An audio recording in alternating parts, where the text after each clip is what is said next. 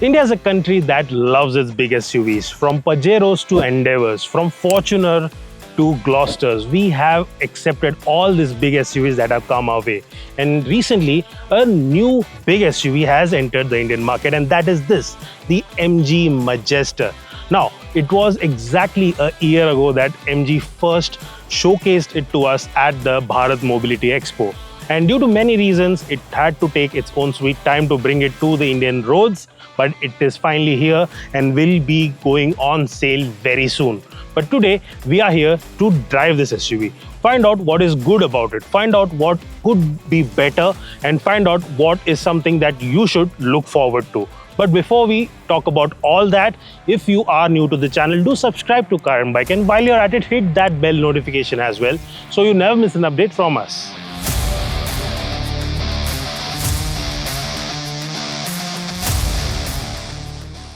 Now, the Majestor is essentially based on the same platform as the Gloster. In fact, it is built on that. We can even call it an updated version of that SUV. MG has made a lot of big changes, not just visually, even in terms of size. It is bigger now, is wider and taller, but we'll get to that in a bit. Visually, of course, you have an all-new face, which includes this, what the company calls Mosaic Matrix grille. Has these nice chunky 3D elements that gives it an imposing look, especially with that MG logo right at the center. You have what the company calls the Dragon Eye LED DRLs. So you have this L-shaped pattern on the either side. That is what makes it special. And then the Tri-LED headlamps. So you have two projector lights and one LED reflector. Now these are all LED units. Looks quite imposing and quite chunky, especially this grille as well, which has a gunmetal finish. Then we come to the sides, and we have a set of chunky 19-inch dual-tone alloy wheels as well. Quite big, quite chunky, and we have this nice set of all-terrain tires on it. Towards the side, you'll also get this nice step over, so you can just use this to get inside the SUV. This is a tall one, almost 1900 mm tall. In terms of length, it is more than 5 meters in length, and the wheelbase alone is close to 3 meters. So yes, big SUV, lots of space inside as well, but we'll get to that in a bit and talk about what's inside the cabin. But let's quickly check the rear as well. Now towards the rear, you'll find a connected LED tail lamp. It has a nice design, and you have lots of big badging. I think that the company has gone a little overboard in terms of badging, but given the size, there will be people who might like it, and that is what it is for the people who want a big chunky SUV with bold lettering, and that is what you get over here. Yes, it has a proper all-wheel drive system as well. And yes, you have chunky rear bumper too, with again that gunmetal finish and proper dual tipped exhaust. So it's not like a fake one, it is a proper dual tip exhaust. You also get a powered tailgate over here, so you need it with such a big SUV. And the boot space over here with all the rows up is about 343 liters, but you can fold this down, and MG says that with that, you can get 1350 liters of luggage capacity with the third row down. So that is quite big and massive. You can fit in a lot of luggage. What do you think about it? Let us know in the comments. Irrespective of the color you choose, you will only get piano black door handles, which I like. The ORVMs too get useful touches like logo projection and auto tilt while reversing. I do wish MG had offered functional roof rails instead of these aesthetic ones.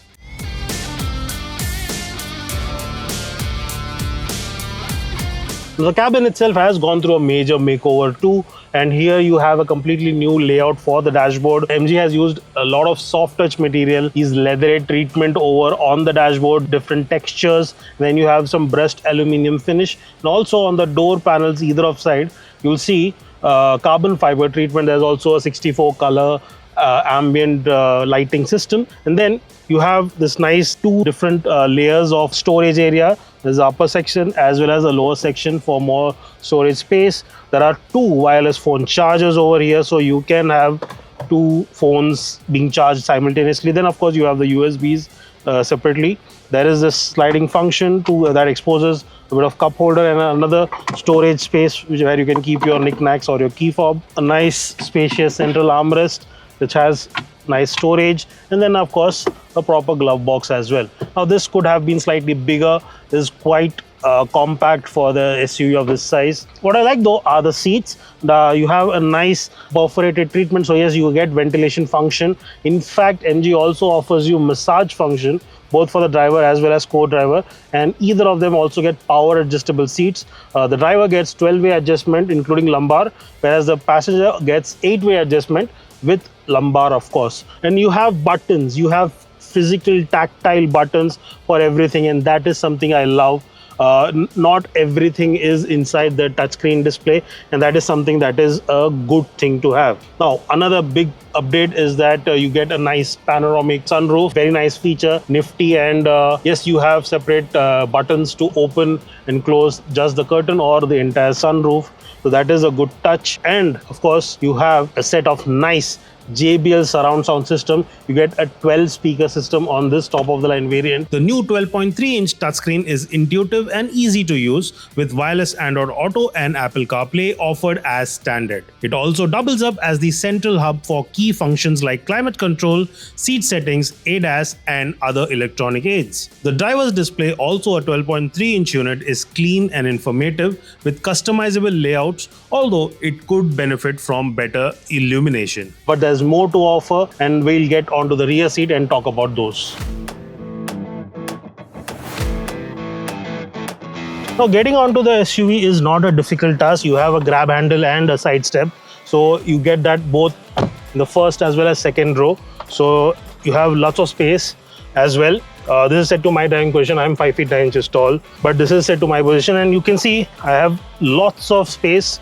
Good under thigh support, good leg room. Then one big update, you get 2 zones of climate control up front and a third one for the rear passengers. So you can set your AC temperature over here, you can set your fan speed, and you get a dedicated auto mode here as well. And you also get your dedicated air vent for all the 4 passengers towards the side of the car. Now, this is a bench style seat, of course, but there will be a captain style seat option, which will be the 6-seater version, and there you'll get individual armrests, but here you get this foldable armrest with cup holders. Then of course you have 2 USB ports, both are type A, not a type C, but you also get this 210 watt socket, so if you have devices, you can charge them using this. That's a nice nifty feature. We have generally seen them in EVs, but here you get this in this ICE SUV as well. Now, if you plan to use the third row and it's just kids who are sitting over there, that won't be an issue. It will be a challenge because getting onto it is slightly difficult because you do not get tumble function. You have this sliding function which is manual. So getting in will be a challenge. And even if an adult gets onto the rear seat somehow, then even with this over here, it's not the most spacious. Yes, you can push it all the way behind, you can keep it ahead. So it is best to have kids in the third row or maybe a pet, or rather you just fold it down and use the more extended boot space.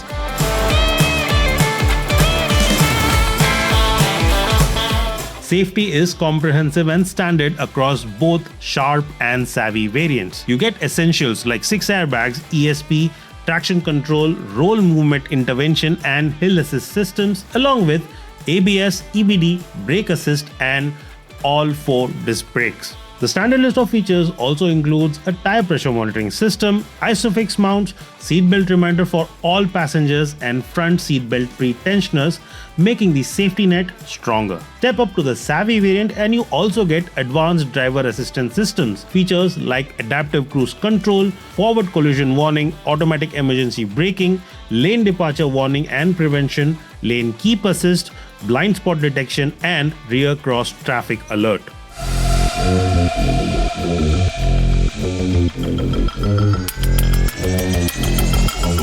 Now coming to the driving performance itself, let's start with the engine. Now you get the same 2-liter twin turbocharged diesel engine as before.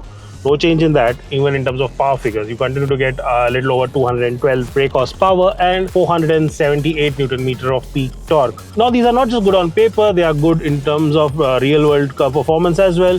The SUV feels nice and torquey. It has immense pulling power to pull this mammoth of an SUV, and that is a good thing. But what I am not a big fan of is that noisy nature of this engine. Especially when you try to floor the engine, it whines. That sound is something that takes away from the fun a bit, but there's no big drop in performance. It feels nice and engaging. Yes, that noise is something that MG could have worked upon with this update, considering the massive changes we see on the Majestor compared to the Gloster. However, you have 8-speed automatic transmission over here, which it does a fine job. Now you have the option for both the 4x2 as well as the 4x4. This, of course, being the top of the line model, gets 4x4. The transmission does a fine job at sending power to all 4 wheels.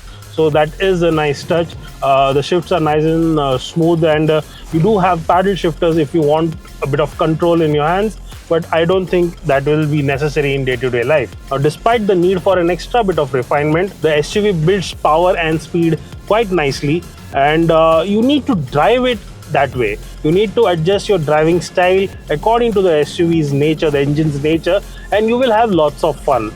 Drive it in a stately manner. Drive it like you're cruising and not like you're going on a 0 to 100 sprint, and you will enjoy this SUV. As for the 4x4 elements, you have an all-wheel drive system along with up to 5 off-road modes. Along with that, you have a dedicated 4x4 system which includes 2 high, you have 4 low and 4 high, and an auto mode. Combined, you have up to 10 different off-road modes that you can use according to the different terrains. And we did take it off-road, and here's how the SUV performed over there.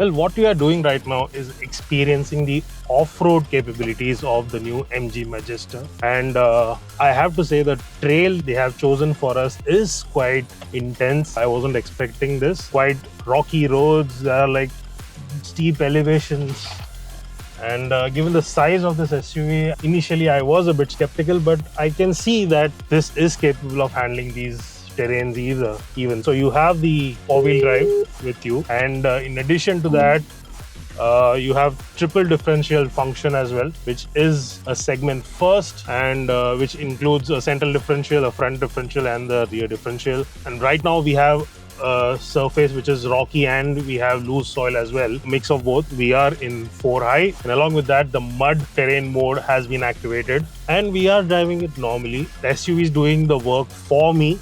Now, what has also been quite surprising is the suspension, how it's handling these things. Now, these aren't the most ideal terrains, and yet I would have expected a bit more roughness inside the cabin, but that is not the case. It is relatively comfortable.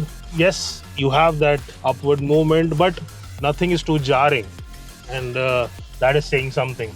If you are a passenger and you're sitting behind in the second row or third row, it might not be as comfortable.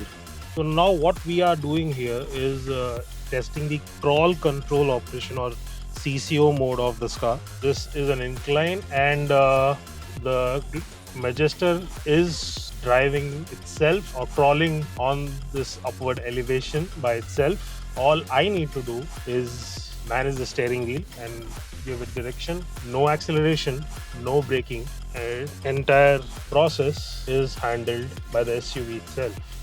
It is quite efficiently doing it all by itself. My foot is not on the accelerator pedal, it is doing all by itself. This is what the CCO, or crawl control operation mode, is called, or it's. So where do you use it? If you are in an off-road terrain where you have a steep elevation and want the SUV to do it properly, this is where you engage it.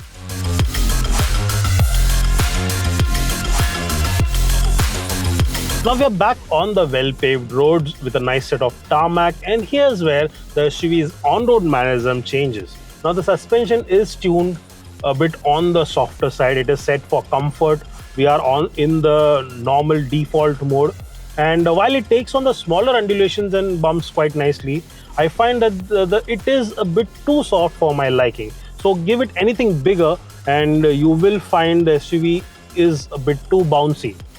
In fact, because of its size too, it's massive, so you have lots of body roll as well. So even if you are slightly more aggressive around the corner, you will have that boat-like wavy nature come into play. Now, it might not be a big deal for the one driving the SUV, but people sitting in the second or third row will have an impact which is far more apparent, and people who have motion sickness might not like this kind of behavior from this SUV. Now, while you might get used to this, but I feel that MG should have worked upon improving the ride comfort a bit more so that even the second and third row passengers could enjoy this SUV a bit more.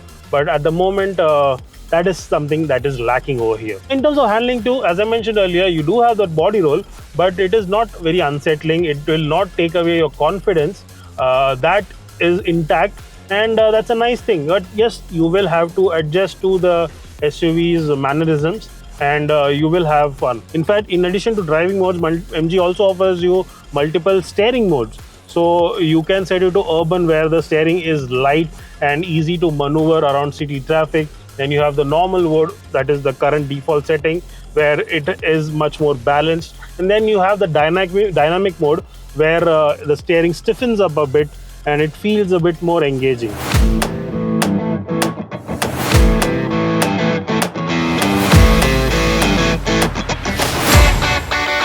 All things said, the Majestor does look like a big step up compared to the Gloster. It is bigger, it is bolder, comes with better creature comforts and tech, and that makes it a proper good update. You also have the same engine, which is a good one, but it could have gone through with some improvement. Same can be said about the SUV's comfort as well as handling. So these are something that MG could have improved with this update, but that has not happened. But overall, the SUV has become a bit more attractive as a package, and it all boils down to how the SUV is priced. Now, the prices for the new MG Majestor will be around sometime in the first or second week of May, so we will have to wait for it.